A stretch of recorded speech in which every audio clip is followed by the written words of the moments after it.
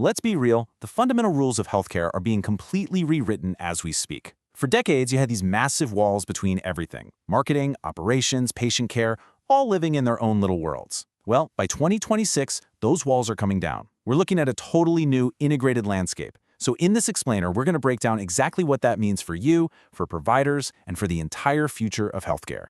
This quote, it absolutely nails the central challenge facing every single healthcare leader today. Technology is fantastic, right? It can make us ridiculously efficient. But what it can't do is build trust. That still takes a real human connection. So the real secret, the key to winning, is finding that perfect balance between being high-tech and high-touch. So that's the big question, isn't it? How do you actually win in a world where you have to be a tech genius and a master of human connection? That is the billion-dollar question, and we're about to dive into the answer.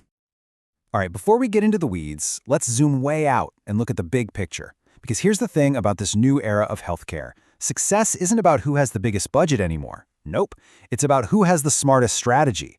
And that all starts with building a digital foundation that's rock solid. Okay, so take a look at this. This chart comes from the Most Wired report, and it shows something that honestly might shock you. There is literally no direct connection between how much a hospital spends on its tech and how well it actually performs digitally. You heard that right. You just can't throw money at this problem and hope it gets better. It's not about how much you spend, it's all about how you spend it. So what is the secret sauce then? It's not a bigger budget, it's way better governance.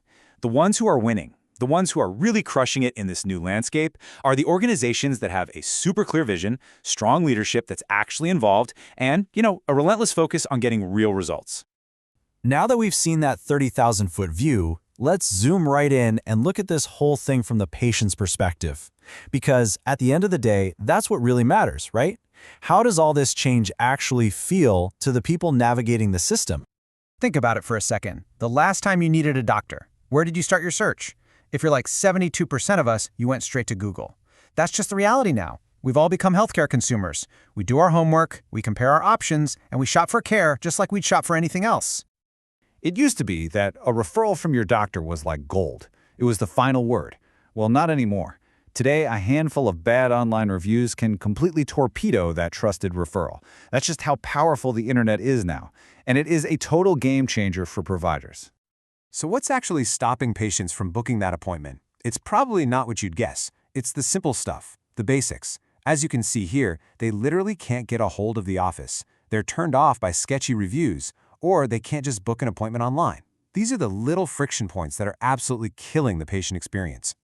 And you have to understand, a bad digital experience isn't just an inconvenience. For a patient, it's a red flag. It sends a signal that you might not be a safe choice. And in healthcare, that feeling is pretty much the kiss of death.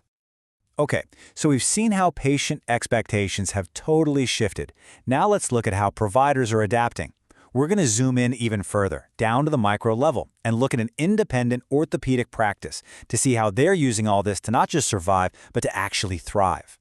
This right here, this is the modern playbook for patient acquisition. You have to be visible in local searches, you absolutely have to have great reviews, and you've got to make it dead simple for people to book an appointment with you online anytime. It's not rocket science, but you would be amazed how many providers still get this stuff wrong. And trust me, marketing is only getting more and more sophisticated. We're talking about AI that personalizes everything, campaigns that are hyper-targeted to specific conditions, and using telehealth as the new front door to getting care. But it's not just about getting new patients in the door. It's also about managing them way more efficiently once they're there. Practices are getting squeezed by reimbursement cuts, forcing them to do more with less. And that means using digital tools to streamline care, using data to actually improve outcomes, and redesigning the whole workforce to be more effective. And here it is. This is the real kicker.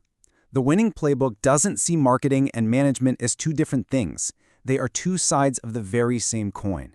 The way you attract a patient and the way you care for that patient are now completely, inextricably linked. And if you're not thinking about them that way, you are already falling behind. So, what does this all add up to? We've looked at the big picture, we've seen it from the patient's point of view, and we've drilled down into the provider's playbook. Now it's time to zoom back out, put it all together, and see what the future of healthcare really looks like. At the end of the day, it all boils down to trust. And trust is built right at that beautiful intersection of technology and humanity. It's about using tech to make it easy for people to get the care they need.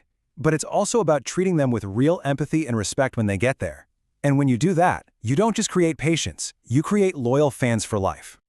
So, here's the question I want to leave you with. Your digital front door, your website, your online presence, it's the very first impression you make. So, is it a warm, welcoming entrance that says, "We're here, we get it, and we can help"? Or is it a clunky, broken gate that basically says, "Enter at your own risk"? Because in this new world of healthcare, that first impression, it's everything.